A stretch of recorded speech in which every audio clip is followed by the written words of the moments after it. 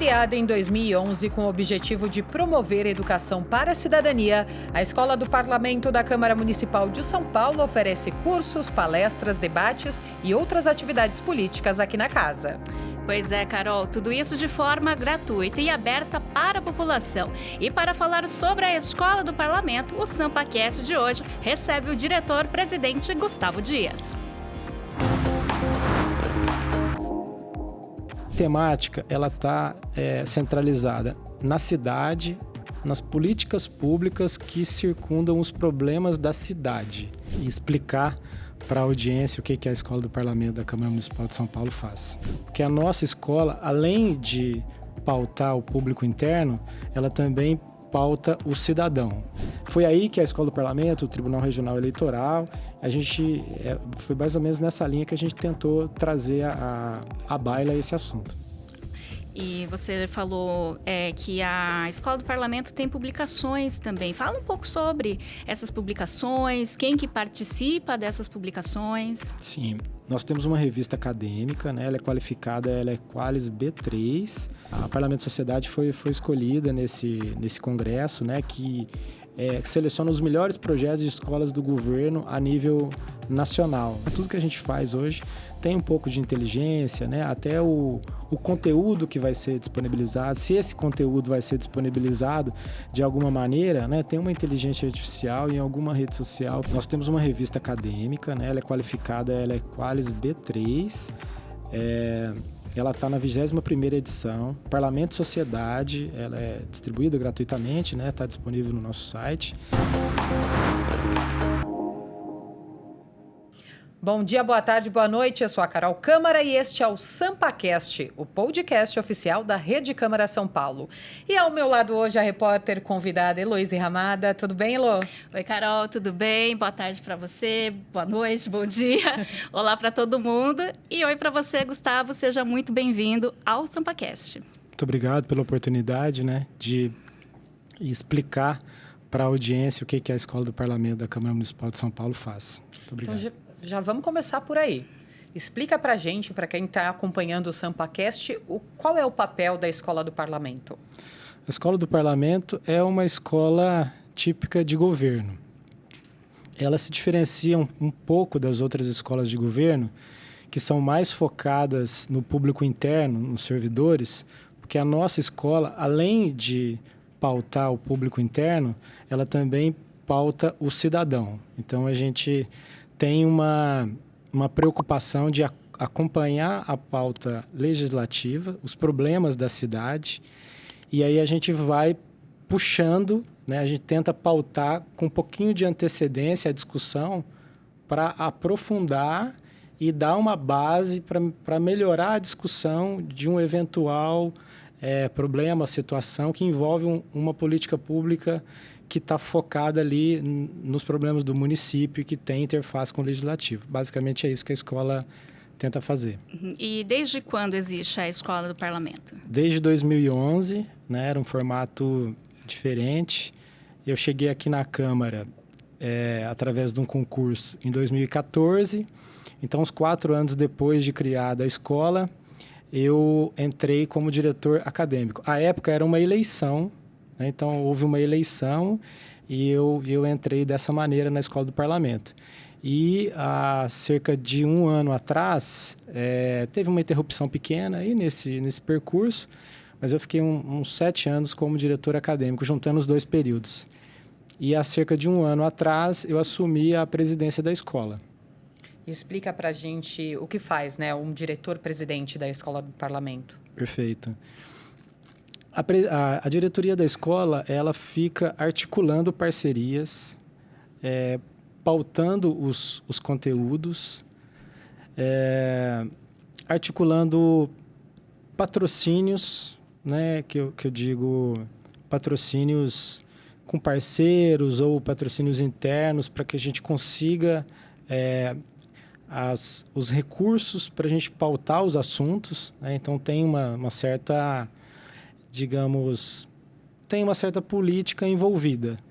E aí a diretoria fica acima de um braço executivo que toma conta dos contratos, que toma conta dos termos de cooperação com as universidades, com as entidades organizadas, sociedade civil, e também um outro braço, que é um braço acadêmico, que fala com a academia, que toma conta da nossa revista. Então, assim, a diretoria ela tem esses dois lados, né? O acadêmico e o executivo, e em cima disso tem que ter um alinhamento de agenda. A escola muitas vezes não consegue pautar um assunto porque ela não consegue o contraponto. Então, assim, às vezes a gente é provocado para pautar um assunto, mas a presidência tem que ter a sensibilidade de que a gente quer dar a voz para o outro lado também, né? Até para ter uma evolução no diálogo, né? Então, é essa sensibilidade que a diretoria ela precisa, né? Basicamente isso. Em todos esses anos de atividades, você tem ideia de quantas pessoas já participaram? Por exemplo, o ano passado nós tivemos... É difícil medir, tá, Elo? Porque ainda mais depois que teve a mudança, né, das modalidades, né? Tem muitas pessoas que passam pela Escola do Parlamento, mas que não se inscrevem porque não tem necessidade de certificação. Mas em 2023, nós tivemos aproximadamente 5.000 inscrições. As pessoas que fizeram cadastro, né? E um pouco menos da metade disso foram certificadas, né? Ou seja, se apresentaram aqui ou fizeram a avaliação que a gente disponibiliza online, né? Então, 5.000 só o ano passado. Tivemos um único curso que foi disponibilizado EAD, que já está com 3.000 inscrições, que foi disponibilizado no portal da ENAP, né? Que é um convênio que a gente fez, Assembleia Cidadã. Ele está com 5.000 inscritos já. O compilado disso, infelizmente, eu não tenho exatamente esses números, né? Mas, por exemplo, na pandemia também eu tenho alguns números. A gente teve que fazer uma migração e tinha uma demanda muito grande por curso online, né? Na pandemia, bem no começo. A gente já disponibilizava tudo, tudo era gravado e disponibilizado, mas não tudo nas redes sociais, no YouTube. Quando a gente começou a disponibilizar, a gente chegou a ter pico de 500 acessos simultâneos. Então, teve um volume muito grande. Depois da pandemia, abaixou um pouco, né? E aí a gente voltou para os outros modelos, modelo híbrido. Então, é basicamente isso para ter uma noção do volume, né? Você já contou um pouquinho, né, do que faz a Escola do Parlamento. Conta para a gente agora quais são as principais temáticas da Escola do Parlamento. A temática ela está centralizada na cidade, nas políticas públicas que circundam os problemas da cidade, né? Isso aí pode ser assim muito amplo, mas aí para fazer um outro recorte, políticas públicas que estão mais afetas ao legislativo e que impactam mais. Então a gente vai fazendo esses filtros para tentar ver aonde que a gente impacta mais com o menor esforço possível, né? Então, por exemplo, pautar o plano diretor, que é uma coisa que naturalmente já atrai muita audiência, né? E tem uma necessidade de desmistificar várias situações. Então, geralmente, antes de projetos de grande relevância, quando possível, a gente pauta esses projetos, né? Projetos que vão regulamentar a poluição sonora, transporte. Então, tem várias políticas de igualdade de gênero, de raça. Tem várias situações. Depende muito da pauta, né? Hoje é assim, a gente tenta acompanhar minimamente para a gente pegar, digamos, uma carona na audiência, porque já vai ter uma audiência já por conta do problema que vai ser discutido. Então, a escola tenta antecipar, né, para também não entrar no meio da confusão. A gente tenta não polemizar, mas fazer uma discussão técnica com atores técnicos dos dois lados um pouco antes, né, numa distância de segurança do embate. E depois aí a gente tenta... aí traz os especialistas da academia, traz, por exemplo, no caso do plano diretor, os escritórios de advocacia, de arquitetura, os incorporadores, todos os interesses, os políticos, todos os interesses vieram a gente chamou todos para o debate, cada um colocou o seu, né, o seu lado, e isso a gente acredita que isso serve de base para a discussão que vai culminar né, de alguma maneira, que vai refletir ali na atividade legislativa. E a gente vê, né, pelo que você está falando, que é muito complicado, né, acompanhar tudo que acontece em São Paulo. É uma cidade muito, muito grande, com vários desafios. E como que funciona a escolha dessas pessoas que vão participar desses debates? Como a gente é provocado por diversas esferas, né, diversos atores, a gente é provocado, por exemplo, por gabinetes, por entidades da sociedade civil organizada. São vários grupos de interesse que procuram a escola, porque a escola, como a gente já fez muito evento contratando professores também, né? Costumava ser assim. A gente lançava um edital para contratar um professor para pautar um assunto. Mas era muito difícil a gente conseguir no tempo de contratação, a gente conseguia atingir o tema, porque o tema já esfriou, né? Tinha uma pauta que estava quente, precisava da discussão na hora. Se você burocratiza o processo, você não consegue. Quando você contratou, já é outro tema. Então, agora, a gente está fazendo de uma maneira mais dinâmica. A gente recebe as provocações de quem quer discutir. A gente já tem os parceiros. Então, a gente aciona esses parceiros para saber se eles conseguem as pessoas. A gente mais ou menos tem uma noção de quem são as pessoas nas principais universidades, nas principais secretarias, nas pastas, né, geralmente pastas do Executivo Municipal, as principais universidades. A gente já tem parcerias de longa data. Então, a gente aciona essas parcerias que acionam suas audiências nas suas redes sociais, e aí a gente fomenta o diálogo. E a própria pessoa que provoca a escola, a gente também pede que ele articule com os convites. Então, hoje em dia, a modalidade pro bono, onde a pessoa vem debater sem remuneração, é a mais comum, né? A escola organiza toda a parte de divulgação do ambiente, de transmissão, conta com a rede câmara para fazer as coberturas, mas a participação ela está sendo cada vez menos na modalidade remunerada e mais na modalidade pro bono. A gente falou bastante da escolha, né, desses palestrantes, desses docentes e as escolhas dos cursos. Como a escolha desses cursos são feitas, e tem algum que você gostaria de destacar? Sim. Então, como eu disse, a gente recebe as propostas, nós temos um formulário público, né, para submissão de atividade educativa com a Escola do Parlamento. E lá tem todas as políticas, até onde que a gente pode ir, o norte da escola, qual que é o objetivo. E a gente faz uma triagem dessas propostas e tenta conectar essas propostas, ou seja, existe um interesse, existe, digamos, uma massa crítica que consegue debater o assunto. O assunto é relevante, a gente faz mais ou menos esse match, esse casamento, e aí a gente vai e pauta. Então, basicamente, é assim. A outra parte da sua pergunta... Curso que você Carol, gostaria de destacar? Então, a gente tem pautado agora já pela terceira vez, a gente pautou inteligência artificial, né?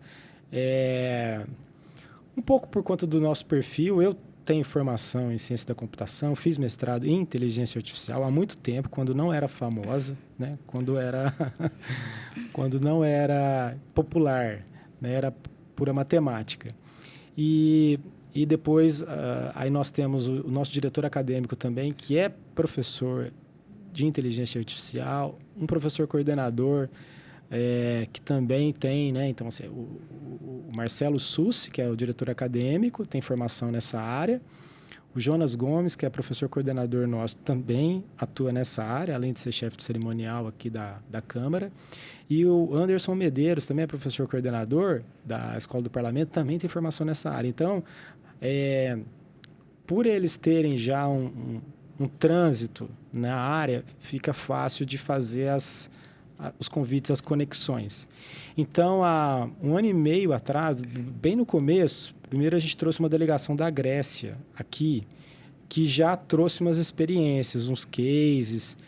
Eles fizeram vários testes de legislações. Eles criam uma caixa de areia, sandbox, legislativo. Então, eles experimentam aquela legislação, mesmo que a legislação infrinja outros regulamentos, mas está liberado. Pode testar e ver o que acontece. Porque, às vezes,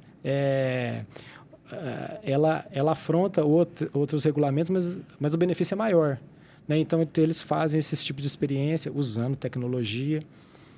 Isso foi há 1 ano e meio atrás. Depois, há 1 ano atrás, o próprio Marcelo deu um curso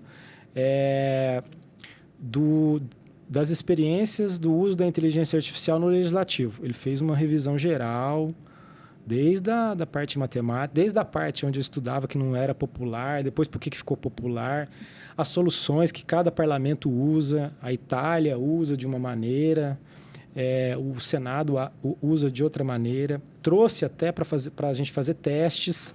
Né? Eu lembro que na situação, há 1 ano atrás, perguntou-se, né, para a IA, no momento do curso, como que um parlamentar poderia atrasar a votação de um outro parlamentar. E isso não está escrito em lugar nenhum. Ela só tinha o regimento interno e a lei orgânica. Né? Porque a gente carregou esses 2 documentos dentro da plataforma há 1 ano atrás. E a gente perguntou para ela essas manobras, se ela teria condição de fazer essas inferências de manobras. E ela fez. E ela disse exatamente o que daria para fazer. O parlamentar pode pedir a palavra por tanto tempo, o líder da bancada pode fazer isso, pode fazer... Então, toda aquela situação que humanamente demoraria décadas para a pessoa entender a malícia, né? Ali, na hora, uma pessoa leiga conseguiu fazer esses cruzamentos de legislações densas, né, do regimento e da própria lei orgânica. Tem incoerência entre essas leis, ela até faz essas comparações.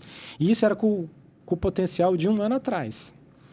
Agora, mês passado, aí nós fizemos um outro junto com o Tribunal Regional Eleitoral de São Paulo, que foi o impacto da inteligência artificial no processo eleitoral.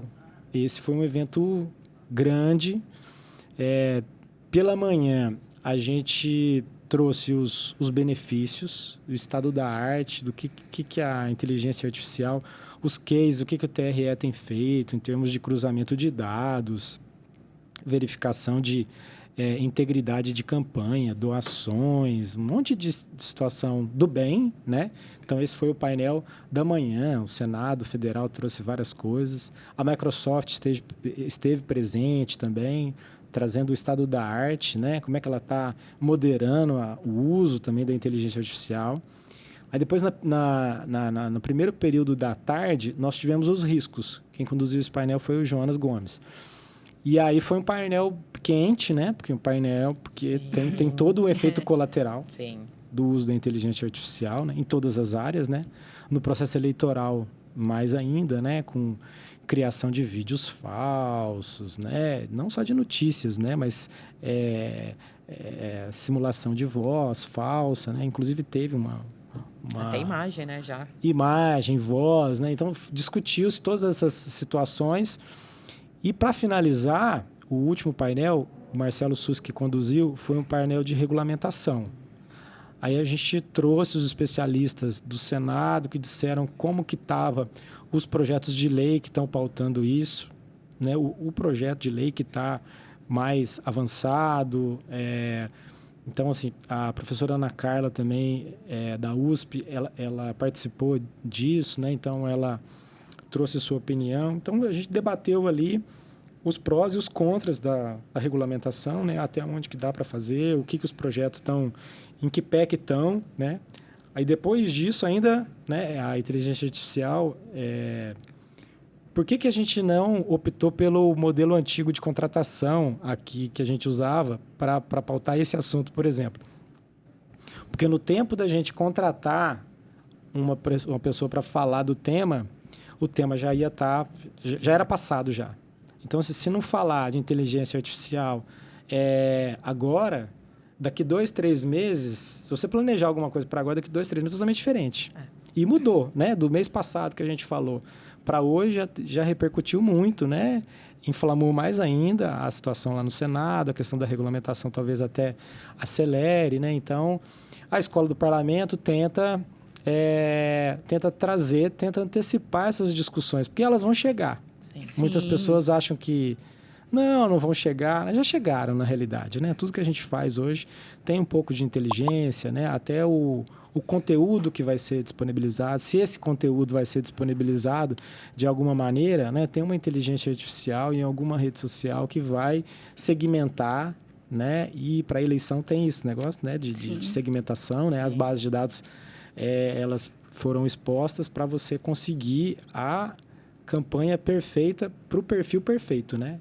Falar exatamente o que a pessoa quer ouvir, né? E criar ali aquelas estratégias. Então, isso aí é uma manipulação enorme, né? Que pode, um potencial, né? De manipulação enorme. Agora, se o cidadão, se ele entende minimamente o potencial, ele já se blinda de uma certa forma, né? Na eleição, né? De situações que talvez o surpreendam, que sejam muito... assim, tá bom demais para ser verdade, né? Então desconfie, né? Cruze dados, né? Então é basicamente essa situação aí foi aí que a Escola do Parlamento, o Tribunal Regional Eleitoral, a gente foi mais ou menos nessa linha que a gente tentou trazer à baila esse assunto. E você falou que a Escola do Parlamento tem publicações também. Fala um pouco sobre essas publicações, quem que participa dessas publicações. Sim, nós temos uma revista acadêmica, né? Ela é qualificada, ela é Qualis B3, ela está na 21ª edição. Parlamento e Sociedade, ela é distribuída gratuitamente, né? Está disponível no nosso site. Indexada, né? Nas bases acadêmicas, né? Então os artigos são todos indexados. E a gente, com base no mesmo relacionamento que a gente usa para trazer os palestrantes, a gente já encaixa publicações. Então, quando a gente pauta inteligência artificial, a gente já convida os palestrantes, que geralmente são acadêmicos também, para fazer um caderno sobre determinado assunto. Então, não só sobre esse tema, mas pode ser um caderno falando sobre política urbana, um outro caderno falando sobre política de saneamento, né, que foi... a bola da vez, né? Então, assim, a gente aproveita o relacionamento para compor esses cadernos. Como a revista ela é acadêmica, o acadêmico tem interesse também para o currículo dele, porque agrega para o currículo dele, né? Então, a gente faz essa troca, né? Tem a contrapartida, a gente faz a parte de revisão, a parte editorial, imprime também alguns exemplares, mas cada vez menos, né? Até mais agora digital. E ano passado nós submetemos o projeto da revista Parlamento e Sociedade para a Semana de Avaliação de Escolas de Governo na Suíça. E foi aprovado o projeto, fomos convidados para ir lá.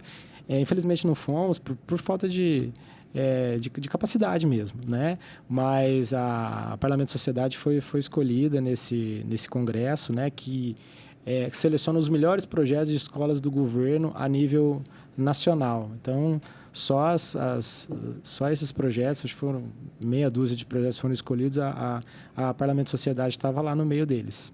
Que legal, parabéns. Obrigado. A gente ainda tem muito para falar aqui da Escola do Parlamento, né, Elô? Mas a gente precisa fazer um rápido intervalo. Então, SampaCast volta já.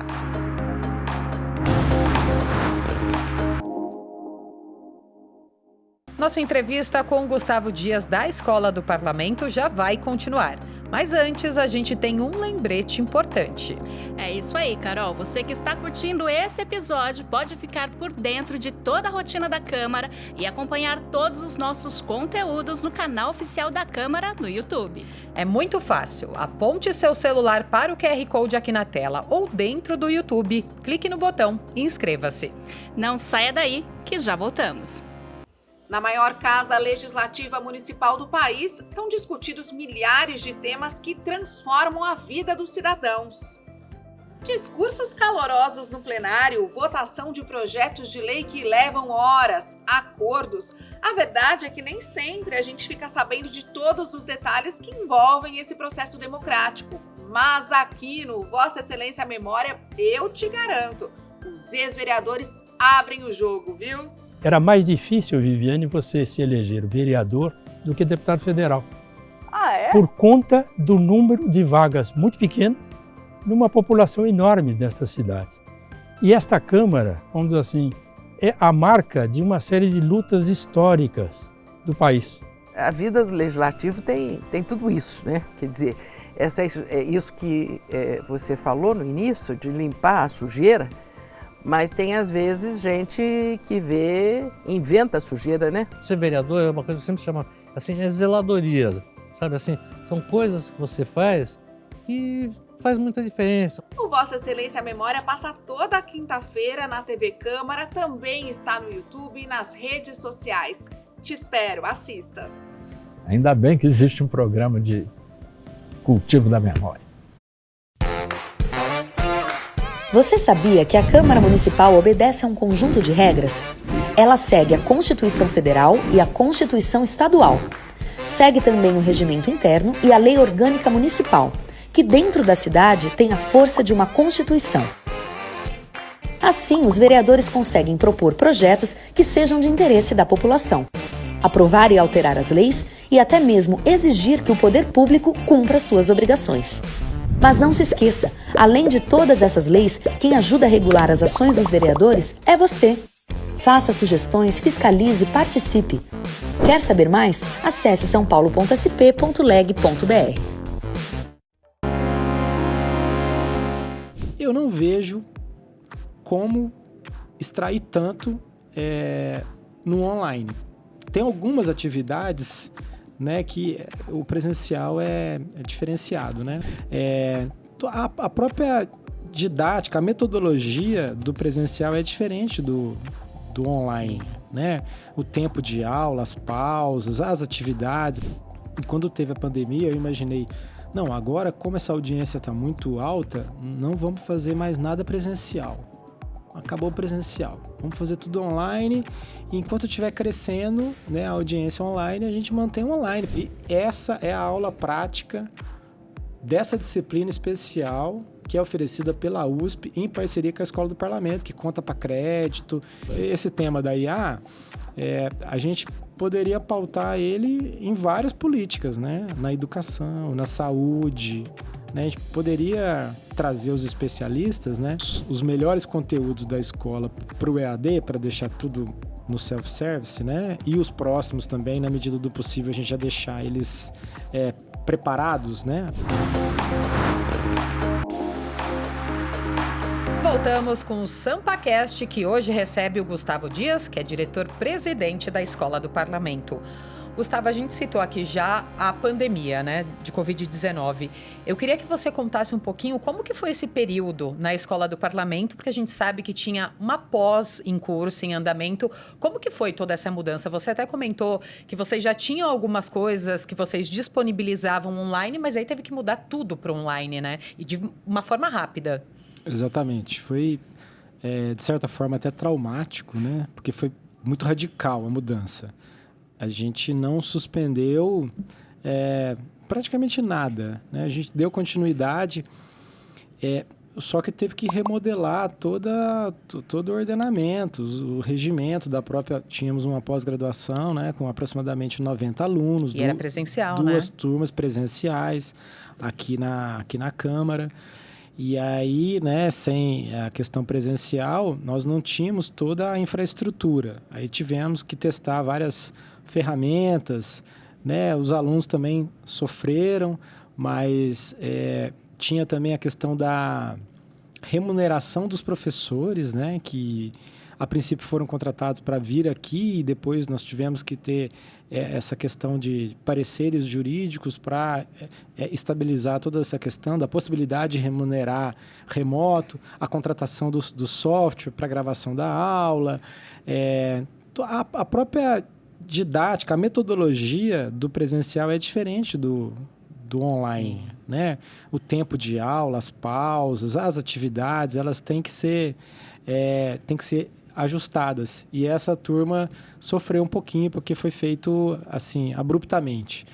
mas deu super certo. E ao final, quando a gente já estava tentando retornar, a própria turma já não queria mais o presencial. Estava adaptada. Porque houve um atraso natural e a turma queria ali já se formar e continuar naquela modalidade, sem problema nenhum. Mas o que a gente percebeu, eu sou dessa área de tecnologia, e quando teve a pandemia eu imaginei, não, agora como essa audiência está muito alta, não vamos fazer mais nada presencial. Acabou o presencial. Vamos fazer tudo online. E enquanto estiver crescendo, né, a audiência online, a gente mantém online, porque o custo inicial é alto da migração. Mas depois o custo é baixo. Ele vai, digamos assim, ele vai se pagando, né? Porque você consegue fazer ali vários eventos, você consegue acionar pessoas em lugares remotos rapidamente, sem a questão do transporte, né? Que a Escola do Parlamento ela tinha que acionar processos para trazer a pessoa para cá, fazer toda a comprovação de gastos, né? Tinha toda uma parte burocrática. Então, isso aí facilitou bastante. Só que depois a gente foi percebendo que o presencial também tem uma questão de networking, de relacionamento, Sim. que é muito forte. Muito forte. Assim, eu menosprezava isso, né? Então, por exemplo, nos eventos a gente tenta, quando possível, a gente faz uma paradinha para o coffee break, né? Parece que é um luxo, né?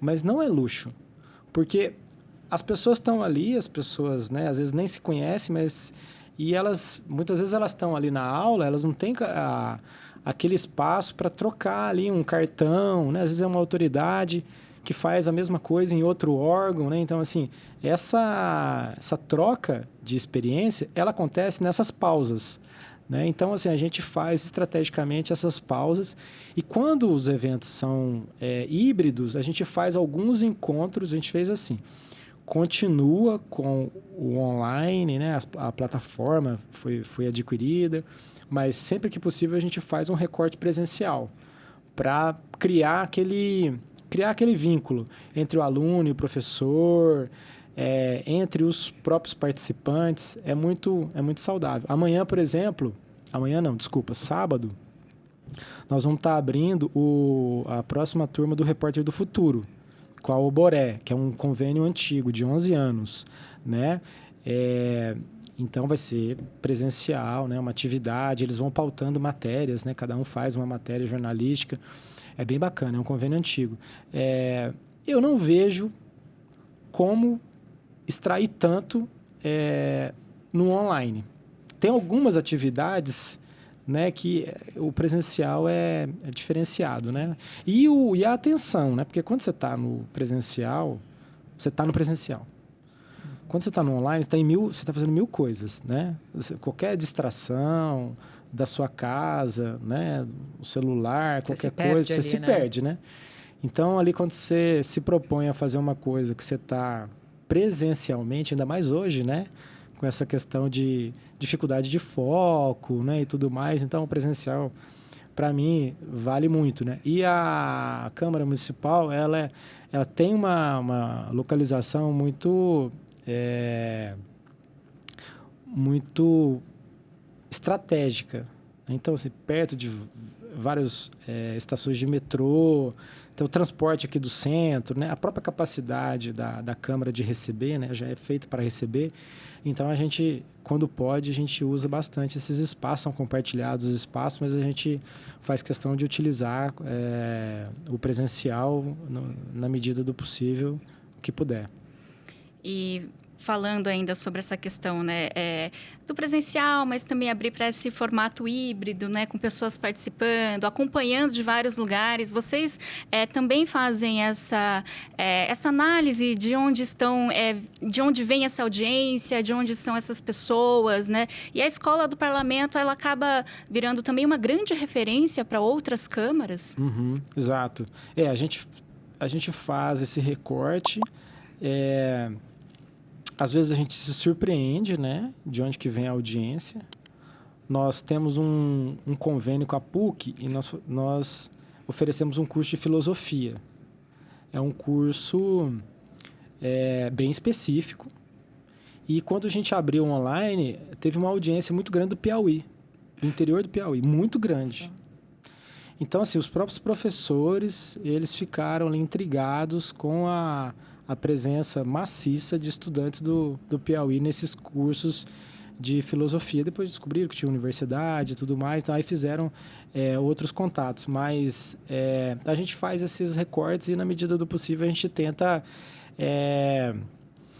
acionar escolas do legislativo da região, né? Porque existem associações, a escola ela faz parte da Associação Paulista de Escolas do Legislativo. Eu até faço parte da diretoria dessa Associação Paulista, né? Tem uma outra que é maior, que é a Associação Brasileira de Escolas do Legislativo, que a escola também já fez parte, né? Mas a gente continua colaborando, está mais concentrado na Paulista, continua colaborando com eles, no sentido da gente unir esforços e não ter retrabalho, porque é muito custoso, né, para a gente e para o próprio contribuinte, né, que no final das contas é dinheiro do contribuinte, organizar o curso. Então, assim, que a gente amplie o máximo, né, o alcance desses cursos. E a gente tenta, vai ter um curso de Libras no interior. Então, a gente faz da escola de Botucatu. Então, a gente tem um grupo, né, que todo mundo compartilha esses cursos, e aí, dependendo da relevância e da compatibilidade, a gente compartilha esses cursos. Eles estão pautando a mesma coisa. Então não vamos pautar, vamos entrar com eles. Ou vamos mandar um professor aqui, parceiro nosso, para falar, para completar um painel do evento deles. A gente faz um evento lá, e aí transmite em conjunto. Então, assim, não tem essa situação não, que são todas escolas públicas, né? Então, é bem alinhado. E, por último, agora, a gente está fazendo o seguinte. A gente fez um convênio com a Escola Nacional de Administração Pública do Governo Federal.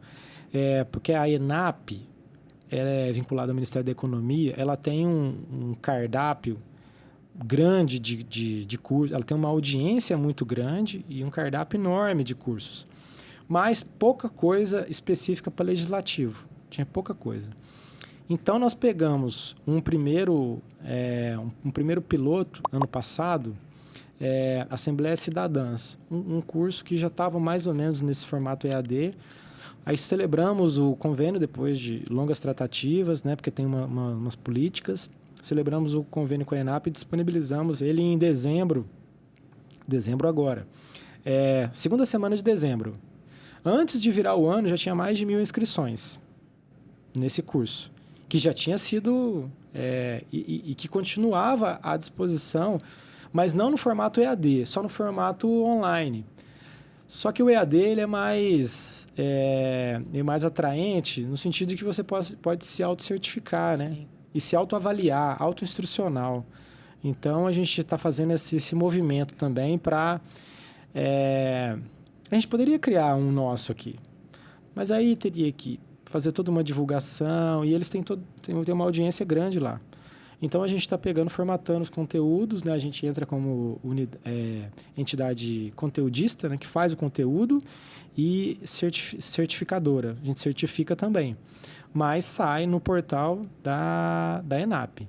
Né? Então, para a gente é ótimo, porque um conteúdo que está repercutindo mais, a gente vai atualizando, né? Então, a gente quer colocar outros conteúdos, para que o conteúdo da escola vire um self-service. Sim. Chega, final de semana, você tem um tempo, quer se especializar, né? Porque é a realidade, sim, né? A gente não tem muito controle dos horários, né? Às vezes a gente coloca os horários, mas está cada vez mais complicado você fixar horários, né? Então, a gente deixa on demand, né? Para a pessoa se auto-certificar. Principalmente desses assuntos que já são, digamos assim, commodity, né? Por exemplo, processo legislativo é um que a gente está fazendo agora, que a gente quer colocar também lá a gente quer colocar no portal da ENAP. Porque toda vez que tem uma diplomação de um parlamentar, sempre sempre a gente promove um curso de processo legislativo. E para os assessores, né, os chefes de gabinete, todas as pessoas que querem trabalhar ali com o legislativo, até as pessoas que também estão ali no executivo, mas que têm interface, elas nos procuram. Mas seria interessante que ficasse à disposição permanentemente e que fosse atualizado. E o processo legislativo da cidade de São Paulo tem suas particularidades. Então, a gente já está gravando. Vamos tentar até fazer uma parceria aqui com a TV para tentar usar aqui os estúdios aqui de vocês aqui para fazer essa gravação, né? Para uma qualidade maior e disponibilizar lá na ENAP. Esse é um projeto. Gustavo, você falou do convênio, né? Que vocês fazem convênio. Como que funcionam esses convênios e parcerias da Escola do Parlamento? Geralmente são vocês que procuram ou são as próprias instituições? Vem dos dois lados. Às vezes a gente procura, né? E às vezes as instituições nos procuram. Então, recentemente, por exemplo, nós sabíamos que existia uma capacidade na Unifesp para nos ajudar na condução de uma demanda de um curso. Nós fizemos uma visita na Unifesp e fizemos a proposta de celebração de um termo de cooperação técnica, justamente para a gente fazer esse intercâmbio de professores. Estava faltando uma parte do conteúdo que eles tinham bastante fluência. Formalmente, existe uma delegação da presidência para a escola, de maneira que a escola pode assinar esses termos de cooperação que não envolvam transferência de recursos. Então, a gente pode formalizar. E cada termo de cooperação tem um plano de trabalho onde se estabelecem as datas, as entregas, né, de maneira simples. Muitas vezes é um evento por semestre, um evento por ano, uma revista, a elaboração de um manual, né? A gente não trabalha só com revistas, né? A gente também elabora manuais. Então, por exemplo, Manual de Lei Geral de Proteção de Dados. Então, tem o parceiro que quer. Então, a gente faz a parte da produção do conteúdo. O conteúdo vem, né? E aí a gente faz a parte da produção, a parte da formatação, a parte de impressão desse conteúdo. Então, também se aplica o termo de cooperação para esses casos, né? O termo de cooperação é como se fosse o guarda-chuva para a gente conseguir formalizar as outras coisas embaixo. Então, por exemplo, o professor lá da universidade vai precisar de uma dispensa, de um ponto para vir para cá. Então, além do convite, tem um termo de cooperação que digamos assim, viabiliza, né, essa interação entre... Né, porque tem uma burocracia, então se não tiver nada formalizado, fica fraco, digamos assim. Então, o termo de cooperação nos ajuda muito. E nós temos um outro também com a USP, que a gente oferece uma disciplina especial do curso de Gestão Públicas da USP aqui dentro da Câmara, né? Então, o professor vem aqui, acompanha as audiências públicas, acompanha as reuniões. Ontem mesmo, né, ele esteve aqui e a gente até intermediou a entrada dele numa audiência pública, dele e de alguns alunos. Então, essa é a aula prática dessa disciplina especial que é oferecida pela USP em parceria com a Escola do Parlamento, que conta para crédito, né? Então, assim, em cima disso tem um termo de cooperação. É assim que funciona. E vocês conseguem mensurar o resultado? As pessoas que participam dos cursos, né, ou que têm acesso aos materiais, elas dão um retorno? Vocês conseguem medir isso? Sim, muitas vezes a gente até consegue organizar novos cursos com os formandos do curso de pós-graduação, né, que a gente suspendeu temporariamente, mas assim, o curso de pós-graduação, ele focava em gestores públicos, né, de políticas públicas, não necessariamente do setor público, mas que tinham alguma interface com política pública, né? E eles já eram engajados. Então, esses próprios alunos já nos provocaram para fazer outras atividades, publicações na revista. Quando a gente encerrava o curso de pós-graduação, a gente pegava os melhores trabalhos de conclusão de curso e fazia um caderno da revista Parlamento e Sociedade. Então, é retroalimentado, né? Você planta um evento e depois colhe muito mais, né? Dá trabalho, mas volta muito, né? E ramifica, né? Porque como são, assim, existe digamos, um alinhamento maior, que é o de aumentar a participação popular, né? Aumentar a cidadania, a democracia. Então, esse norte, ele alinha, né? A Escola do Parlamento, quando convida uma pessoa, né? Um acadêmico, né? Que geralmente cobraria para falar, né? A intenção da Escola do Parlamento é uma intenção que digamos assim, ela é nobre do ponto de vista da cidadania, né? Então, isso acaba também comovendo os parceiros, né? Muitos vêm por conta disso, até porque não pode ter nenhum tipo de publicidade, nem de serviço ou nem de produto, né? Eles não podem fazer nenhum tipo de publicidade. Então, o convencimento é nesse sentido, tá? E eles... a gente tem dado certo esse tipo de parceria. Você falou do retorno que você tem dos próprios alunos. Acho que até mesmo a gente falou da inteligência artificial. Durante os próprios debates, acho que vocês já ficam com uma canetinha ali anotando. Deve surgir muita ideia de novos cursos, de novos seminários, de novos debates, porque é muito assunto, né? Exato, Esse tema da IA, a gente poderia pautar ele em várias políticas, né? Na educação, na saúde, né? A gente poderia trazer os especialistas, né?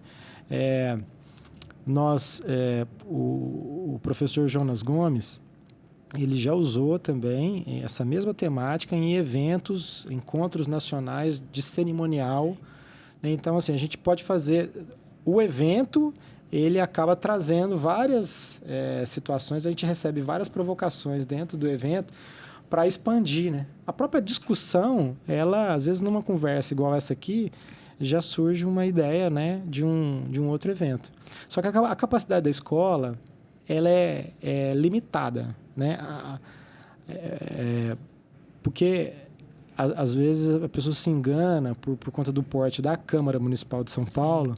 Então, a gente recebe muita visita, né, de outras escolas. E essas escolas são infinitamente maiores do que a Escola do Parlamento, que conta com um efetivo pequeno.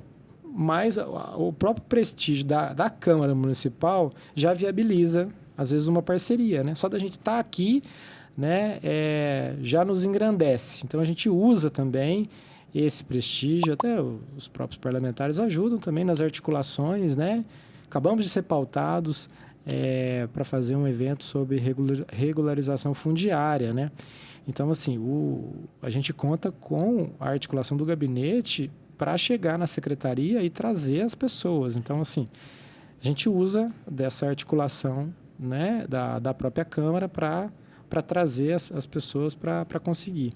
Mas, assim, sendo objetivo, é assim mesmo, é um canteiro de ideias, né, os eventos, de novos eventos.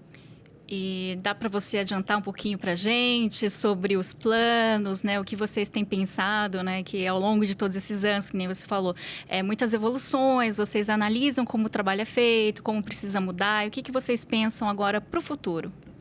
Além do que eu já comentei, de converter os melhores conteúdos da escola para o EAD, para deixar tudo no self-service, né? E os próximos também, na medida do possível, a gente já deixar eles preparados, né? A pessoa vai lá e a gente vai tentar estender essa agenda da inteligência artificial nos outros aspectos, até porque ela é muito mutável, né? Então, você tem que estar pautando ela a cada tempo, porque muda totalmente. Principalmente a parte de regulamentação, que acho que daqui a alguns meses a gente vai ter muita repercussão, né? E repercute em praticamente tudo. Então, dependendo ali da situação que a gente achar que tem relevância, né? E que vai ter ali um engajamento grande, a gente pode pautar. E também há um projeto que a gente está empenhando bastante, que é de criar um espaço de memória, um espaço cultural aqui dentro da Câmara. Por quê? Porque a gente recebe, né, muita visita e muitos programas da Escola do Parlamento. Nós temos, por exemplo, o Jovem Monitor Cultural, que é da Prefeitura, que são jovens de periferia, né, que são formados para serem monitores culturais. Nós temos o Parlamento Jovem também, que é conduzido pela comunicação interna. O próprio Repórter do Futuro, que eu também citei. Todos esses programas, eles envolvem visitas à escola, visitas de professores, e a gente sente que há uma lacuna de conteúdo.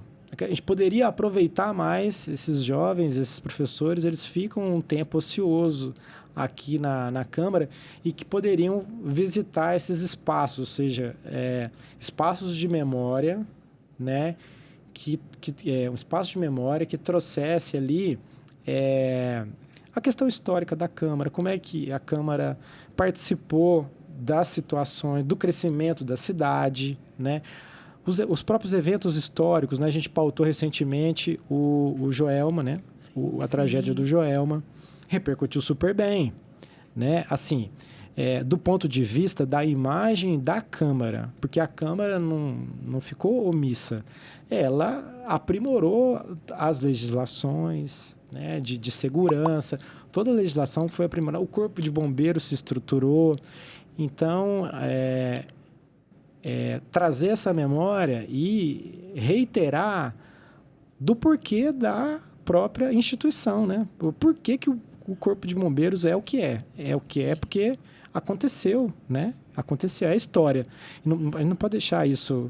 E a Câmara também, né? A Câmara, ela fica, digamos, muitas vezes fora da... A história não é contada, né? A história das discussões que pautaram os temas, a profundidade que os temas são pautados. Então, talvez um centro para dizer, um espaço com todas as CPIs, o que cada CPI economizou para o município no tempo, o que cada projeto trouxe de benefício. Então, assim, a escola já tem tentado estruturar alguma coisa nesse sentido, para aproveitar ao máximo e para aumentar também o volume de visitas, porque as visitas ainda não são todos os dias, mas teria capacidade e a gente tem alguns espaços que a gente acha que a gente poderia fazer um cruzamento de todos esses programas, deixar os monitores ali, né, fazer coisas interativas, né? Não estou falando de coisas que vão demandar engenharia civil grande, não. Estou dizendo coisas interativas ali, coisas de conteúdo. O acervo da Câmara, ele é muito grande. A comunicação interna tem gravações de décadas atrás, com qualidade, né? O nosso setor de documentação tem muita coisa. E aí a escola se aproveitaria disso para fazer as atividades educacionais em cima. Então, assim, já está posta a condição, né? Então, é uma coisa que a gente aposta que tem um custo-benefício alto, né? E aí também traz, que é também o objetivo da escola, traz a população para perto, né? A pessoa está visitando, a Câmara talvez não seja tão atrativa, mas se tiver um centro de memória, vou lá no centro de memória. E se tiver uma atividade contínua, né, a pessoa às vezes vai gastar 1 hora ali, ela vai sair com uma outra imagem. Com certeza. Né? Ela vai querer participar, né, por exemplo, de uma audiência pública, depois que ela vislumbrar ali a quantidade de situações ali que ela pode atuar. Né? Então, sem mais delongas, acho que é isso o planejamento aí para o futuro da escola. E, Gustavo, para quem quiser, né, acompanhar o trabalho e também a agenda da Escola do Parlamento, qual que é o site? Dentro do site da Câmara, né, no Escola do Parlamento, /Escola do Parlamento, câmara.saopaulo.sp.leg.br/Escola do Parlamento. E também no Instagram, o @Escola do Parlamento SP, que a escola também já está aí né, nas redes sociais, porque a gente vê que engaja bastante. Lá nesse perfil tem link para tudo. o formulário para submeter proposta, para agendar visita conosco, todos os eventos que estão abertos, os eventos de EAD, as próximas inscrições, quando a gente abre edital docente, edital discente, ou seja, todas as situações a gente posta lá, inclusive esse encontro que a gente está tendo aqui hoje, a gente deve postar lá, né, para a audiência ficar ciente e acompanhar as nossas atividades. Bom, infelizmente a gente chegou ao fim do programa, foi um papo muito gostoso. Elô, eu queria agradecer sua companhia hoje comigo aqui no programa. Eu que agradeço, Carol, agradeço também a você, Gustavo, espero que você tenha gostado também desse bate-papo, que foi super interessante. Espero que as pessoas também procurem mais o trabalho que a Escola do Parlamento faz, que é muito legal e muito importante. Muito obrigado. Obrigada. E é isso aí, esse foi o SampaCast de hoje, galera. Semana que vem tem mais. Continuem acompanhando os conteúdos da Rede Câmara, pela TV Câmara São Paulo, pelo portal da Câmara e também pelas nossas redes sociais. Não se esqueça também de se inscrever no nosso canal no YouTube. Rede Câmara São Paulo, sua conexão com a política da cidade. Tchau, galera. Tchau, gente.